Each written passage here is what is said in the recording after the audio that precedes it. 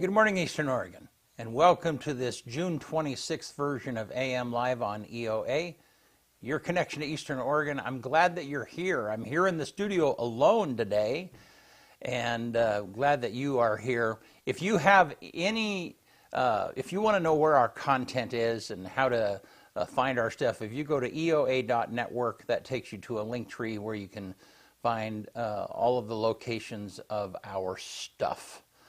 Glad that you're here. And be sure and comment. Here a little bit later on, I'm reading the Facebook comments, and I'll be talking about some stuff, and I'd love to have your feedback as we go along. So Kyle is down at Pioneer Park, the ballpark, and he's tuning in with us from there. Hey, how's it going, man? Good morning. Good morning. It's another beautiful day down here. It's man, it's you can't ask for better weather for baseball and softball for reals. Well, cool. How's it? So this is like the fourth or fifth day of that. This is day 5, and Okay. I was informed this morning. So originally it was going to go through Sunday, but now there's a game on Monday too. So Oh my it's goodness. going to end up being 5, 6, 7, 8, 9 days total. Yeah. Pretty Wow. much everything wraps up on Sunday. There's one division that will have their championship game on Monday morning. Wow.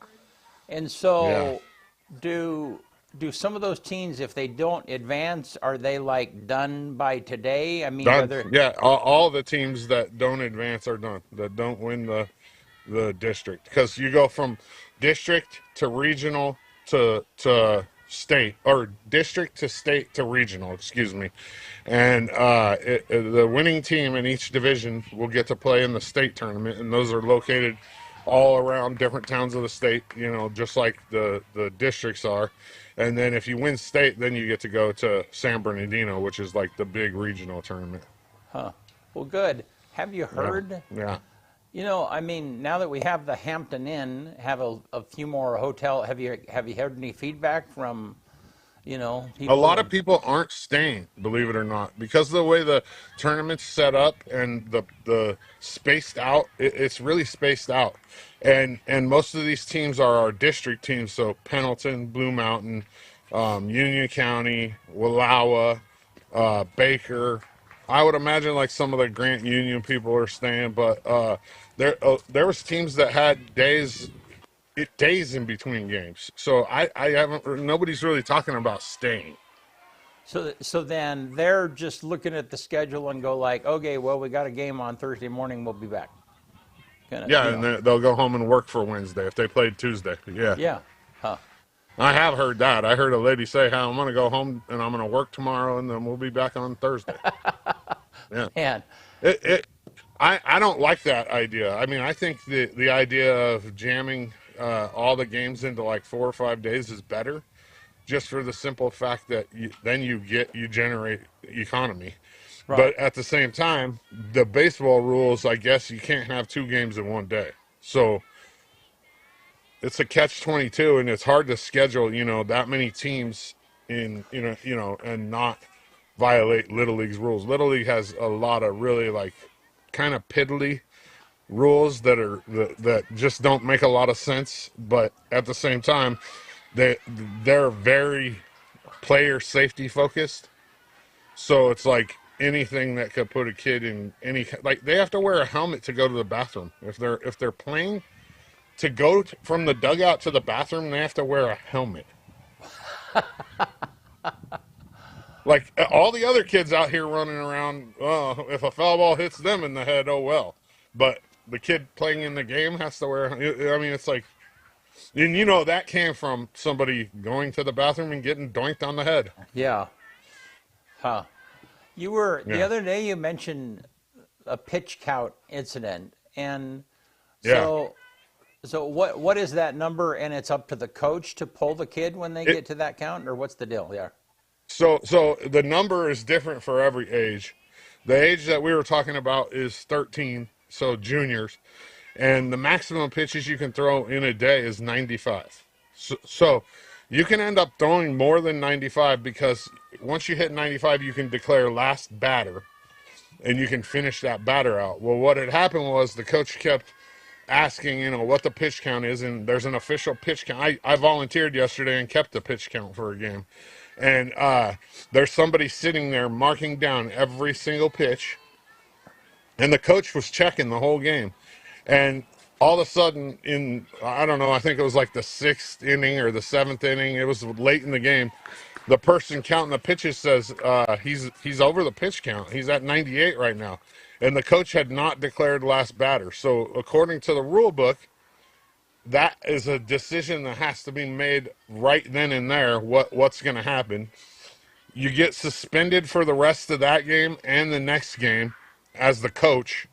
And then they reverted it back to where the 95th pitch hit, and they restarted the game from there, essentially. Oh, wow. Okay. Yeah, and those pitch counts are just to preserve kids' arms. I mean, they didn't have those when I was a kid. Like, you threw until your arm fell off, basically, when I was a kid. But it is a really good idea. There's a lot of people nowadays with arm injury, just burning their arms out at a really young age. Because I mean, they used to say, like, it's okay to do this at a certain age, throw a curveball. Well, all that's changed now. I mean, like my son, he graduated last year, and he didn't even throw a curveball until he was in high school. I was throwing a curveball when I was like 9 years old. But I was just one of the fortunate ones. I never had any arm problems at all. And I was overused, started throwing a curveball at 9, and I guess I got good genes when it comes to arm staying together, But there are kids that completely wear out their arms by like 10 years old. Wow. So yeah, it's quite interesting. Yeah. So, and are there warm? I mean, I guess it depends on each kid, but at 95 pitches, they're pretty well done. I mean, is that a good number for? That is a good number, I think. I mean, in the major leagues, you see a lot of pitching coaches pull their guys right around 100. Huh. And their starter, and regardless of how well they're doing, and that's just the scientific number where, it's the right in the range to where you're not overdoing it and you're not underdoing it.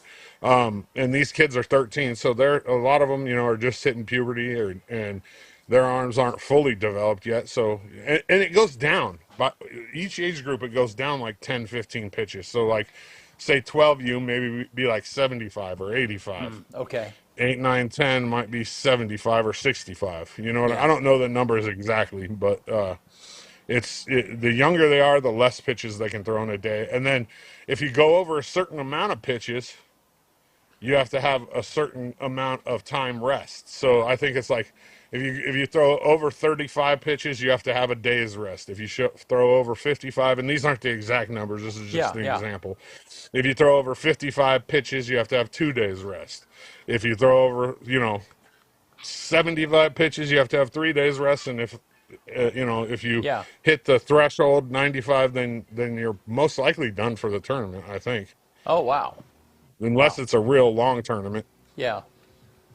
All so right. They're very meticulous and careful about how many pitches these kids are throwing, and it's a strategic thing too. It's like playing chess almost. You have to decide: am I going to show my big gun? Am I going to throw him the first game, or am I going to try to piece it together? Am I going to throw my big gun for 20 pitches the first game and then save him so we have him for later in the tournament? Yeah. Softball, not the same. Softball only has the only rule for softball is an innings in a day rule. So they can only throw 6 innings in a day, and they don't count the pitches for softball because it's a natural body movement to throw underarm, and it doesn't have the same wear and tear on your arm as throwing overarm. Huh? Isn't that interesting? Yeah. All right. Well, hey, do you want to do sports? Yeah, let's do it. All right.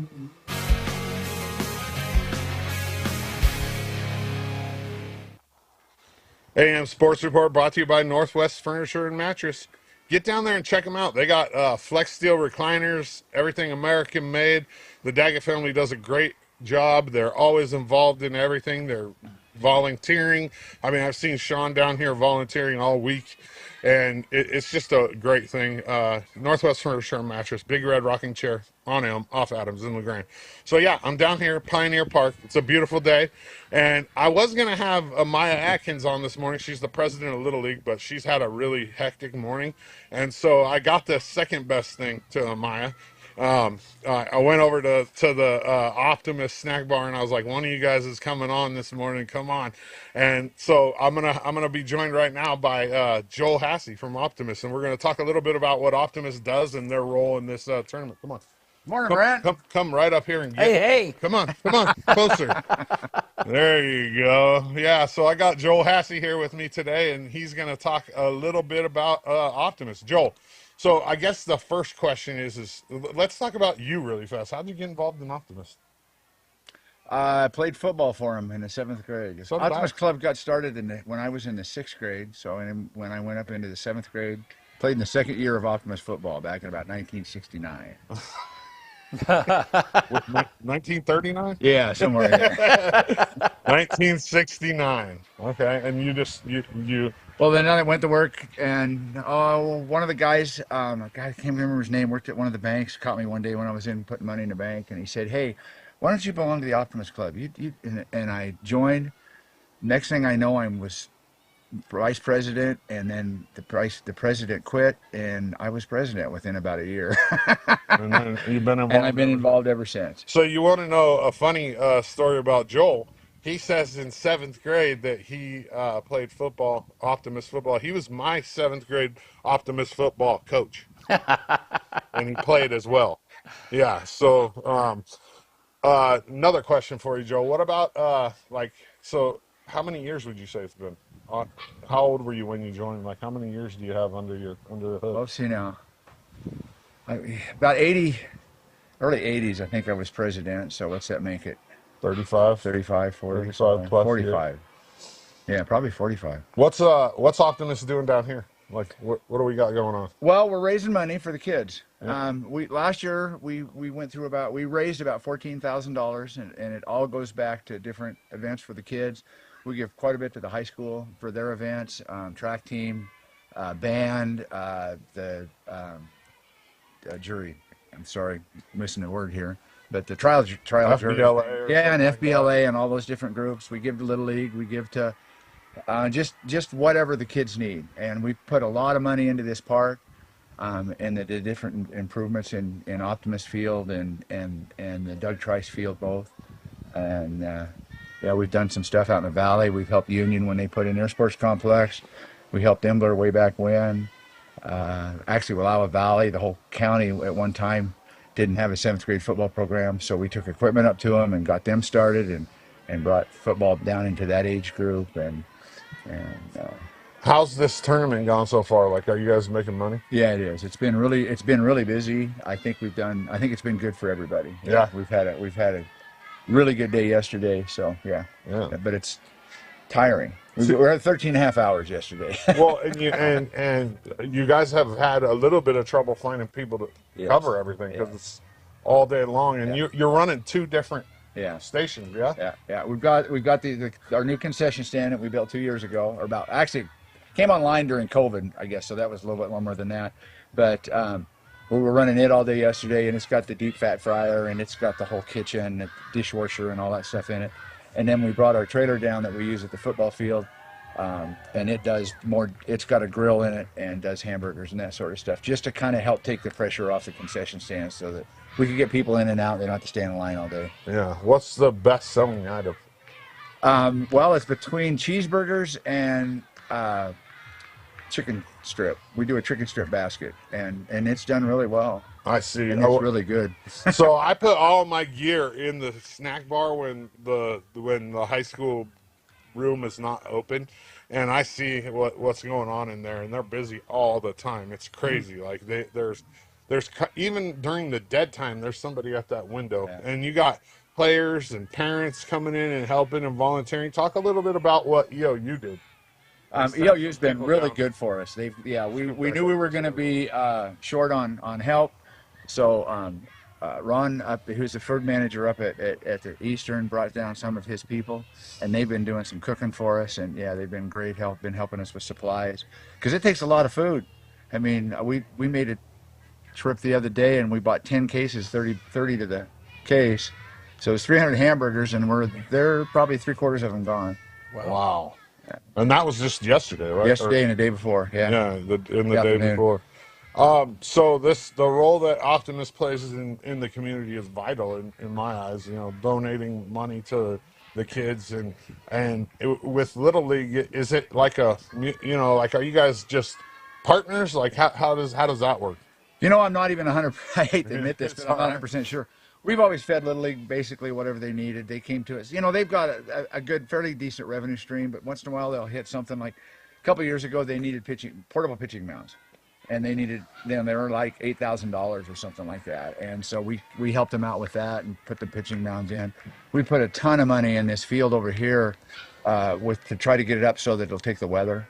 This is Sam Markham, and we put red. They call it red dirt, or it's a I don't know where, but we've ordered I think we put 2 or 3 truckloads of material on that field. We've done a lot of work on that to try to get it up, and then we've helped with Willow. We had to go down and do some work on Greenwood one year because the field had went totally away, and we did the field at Nazarene Church. We helped them with that one year. So yeah, we have a good relationship with Little League. Good. It's worked out well. Good. Last thing, if somebody was interested in becoming what do you call it, an optimister? Well, that's a good question. Maybe a fool. I think sometimes. We have a web page. It's just lgoptimist.org, and that's probably the best way. We try to keep that up to date. Our meetings lately have been kind of moving around because our president's been kind of changing jobs and moving around a little bit. We used to always meet Tuesday noons. Then we went to Friday evenings, and that didn't work. So now I think we're doing Monday evenings twice a month. But the best way is just go look at the webpage, and we meet. OptimistLG.org? It's lgoptimist.org. So LeGrand Optimist, just LG Optimist. If you put in LeGrand Optimist in Google, it'll pull us up pretty much. Awesome. We've got a fairly decent webpage, and yeah, that'll probably be the best way to get a hold of us. Awesome. Well, I appreciate it. Thank you. Thank you, Joel. Hey, thank you, Joel. Joel Hassey with Optimist. He 35 plus years of donating time and resources to the youth of Union County, and Optimist has been around even longer than that, but that's just him personally. That's remarkable. Like I said, he was my 7th grade football coach, and when I played for Optimist football, and so I mean that if you think about that was 1993. So that's 35 years ago. Yeah. Actually, so he's 45 years in. Yeah, at least. Yeah. Wow. Yeah, so yeah, AM Sports Report brought to you by Northwest Furniture and Mattress. Go check out the Daggett family. They like I said, they do a lot for this community, including sponsor this show. And that's how you guys get this information and get to see this stuff, is they help fund that. So go support them. Good stuff. Thank you, man. Yeah. I'm gonna take some pictures and volunteer. All right. Hey, thanks. All right, we'll see you. All right, we'll talk to you soon. All right, cool. All right, well, let's take a look outside. It's beautiful. It looks like it's going to be another gorgeous day. Let's take a look at that graphic, Bennett. So 82 today, 54. It seems almost perfect. So tomorrow it's going to be 78, high 78. And there's no rain in the foreseeable future on this particular weather graphic. Looks like it's going to get on Monday and Tuesday up into the 90s, a little bit warmer. Monday, 96, so almost 100 degrees. So that's kind of out there for us, but no rain right now, which is, I guess, fun for playing in the sun, but not necessarily great for our farmers out there. I always think about them as we're have a look at these weather forecasts. As like, is the weather going to be conducive to keeping their crops alive and a good healthy crop? So, all right, Well, hey, we're going to take a break and I'll be right back with you.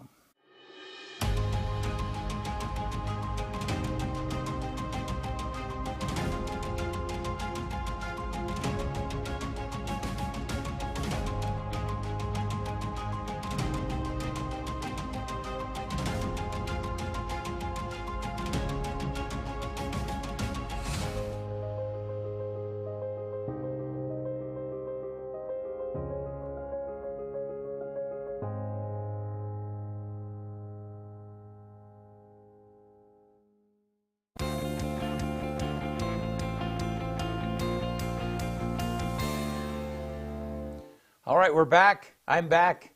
Thank you for being with me today. As you just saw, Kyle's down at the baseball field for the rest of the day, helping with the district Little League tournament that's going on. It looks like it's going to be going on through Monday. So, hey, I'm glad you're here.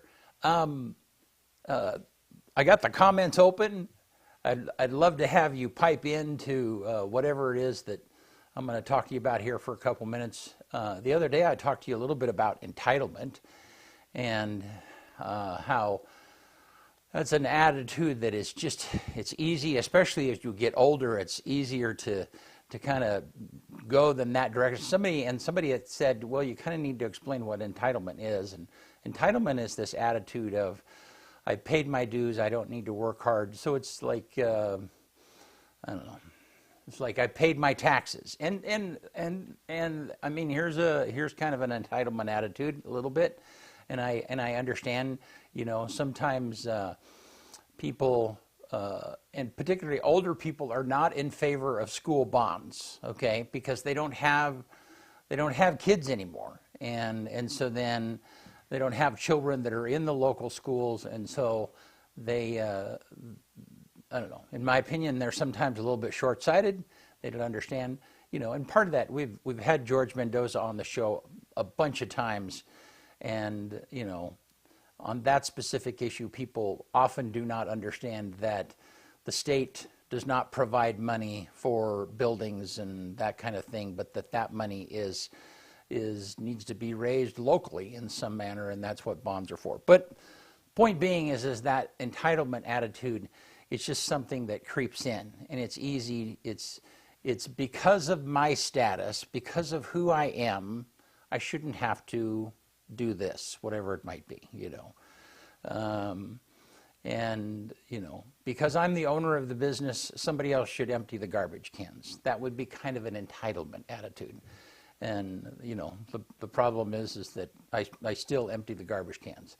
Everybody should be willing to, especially if you're a leader, if you're in a leadership position and you have people that are following you and you're teaching them, you know, one of the best leading examples that people can give is if they're willing to, if you have a leader, if they're willing to do the crap jobs also. So, but that entitlement thing is something that's kind of easy to fall into. So, but I have another rant today. It's kind of a mini rant, and it's about bicycles and bicycle lanes, okay? And, you know, you might not know it. Over the course of the last 15 years as I've been involved in city government and you know, understand more about roads and so on and so forth, you have to understand that there is a lot of money that goes in to providing bicycle lanes. And like I live out in Island City, and so then every day I'm taking that Island City Avenue drive all the way to Island City, and there is a bike lane that entire way. The rant is that the bikes don't use that. They use the sidewalks, and that's kind of my rant, is that all of this expense and I mean, you cannot imagine the amount of money that it takes to plan to put a bike lane in. Okay, so 20th Street, that's the street that goes by Mart and goes out to Geckler, past the Nazarene Church field, past the drive-in, that street. Okay, that street was constructed a number of years ago, and most of the funds for that particular street, or a lot of the funds, came from grant funding or state funding that Kyle Carpenter had gone after, and his predecessor had gone after to help fund that. Well, the amount of money that it takes to do a bike lane like that, and Geckler has one too, all of that is very expensive, and it's a lot of planning. And like in the case of 20th Street, you know, there's a bike lane there, and the cars are not supposed to park there, but the bikes are for the bike lane. But nobody uses the bike lane, and I guess I don't. Part of that, I think, is the bikers. They feel safer if they're on the sidewalk. But just one thing I'm noticing is that the electric bikes, which are essentially a motorcycle, in my opinion, they are able to go at the same speed as a motorcycle, but they are often on bikes, on the sidewalks rather than on the bike trail. And so, anyhow, there's those two things are not together. I wish that the people spending money and planning on the bike lanes would have some kind of a concept of whether they're actually going to be used or not. Now, you may or may not know that in downtown LeGrand on Adams Avenue, you can get ticketed for riding your bike on the sidewalk during the day. And there's a reason for that, is because the sidewalks are for pedestrians. They're not for bicycles. And, you know, and especially during the day, in the historical downtown area, you know, you're kind of wanting to create a meandering atmosphere for people to be downtown and to shop and to do whatever it is they're going to do. And bicycles or pedestrians dodging bicycles is not conducive to that. So, I don't know, just a little bit. I guess if there's a grant, it would be, you know, if you're a bicyclist, then would you consider using a bike lane? I mean, rather than the sidewalk? That's what they're for. A lot of bicyclists will go against traffic, which also is, you know, I mean, I understand why they do that. I mean, when I ride a bike and I have a mirror on my bike and I'm riding with the traffic and I'm continually looking and watching that mirror so that to be aware if somebody is going to run me over. And so I understand why people will go against the traffic, but it's sure confusing. Not too long ago, I was going down Island Avenue, and I was going towards Island City, going down Island Avenue, and was going to turn into Walmart, and there was a bicyclist who was going against traffic in the bike lane, and he's coming into the turnoff as I'm getting ready to turn, and he looks at me with an attitude of entitlement, like, what are you doing? I'm in the bike lane. And I looked at him like, you idiot, you're going the wrong way in a bike lane. You know, I'm looking, as I'm making any conscientious person, is if you're making a right-hand turn, you're looking in your right-hand mirror to make sure you're not cutting off a bicyclist or somebody else that might be trying to pass you on the wrong side of the road. And so that's where I'm looking for him, not somebody coming towards me. Anyhow, just I think that the thing that people forget is they get in their own little envelope and they forget about what other people are thinking. I have a friend who says that, you know, that the greatest prevention of accidents is being predictable. So if as you're driving, the behavior of the other drivers should be predictable. I mean, because you know, if somebody is passing you, this is what they're going to do. If somebody is turning in front of you, or they're turning, you know, if they're in front of you and they're making a turn, their behavior is predictable. Accidents happen when people are not predictable. And so that pattern of you operating, whether you're driving or you're riding a bike, you know, you should naturally be thinking of, this is what people are expecting me to do, and this is this is the reason that is because that's how we operate and function. So anyhow, just a little bit of a thought for you to think about. If you are a bicyclist, be predictable. Be in the lane where you are, and particularly if you're on a sidewalk where there are pedestrians, just know that the sidewalk wasn't built for you, it was built for the pedestrians. Anyhow, that's my 2 cents. So, all right, before I quit, I just want to mention a couple of events that are happening out there. First of all, Buffalo Thunder at the Peak is coming up, and here's a little bit of video for that.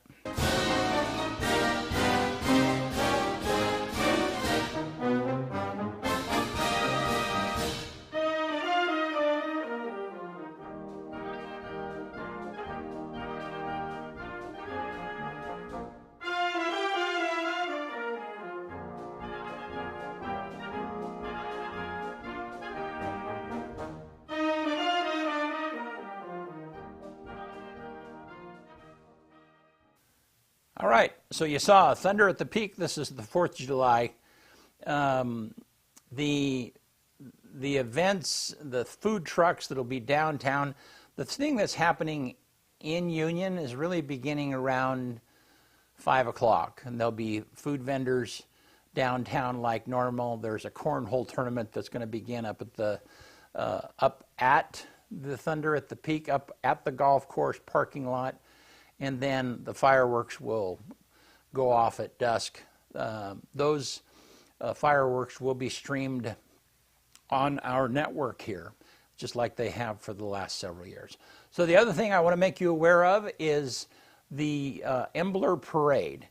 And that they have a number of events, a fun run that's going to be at 9 a.m., and you can see when to register for that. And then also the parade, which begins at 11. Anybody can be in the parade. I mean, if you have a business and you want to be a part of that parade, you just have to be at the school parking lot, and they're going to be organizing starting that at 11.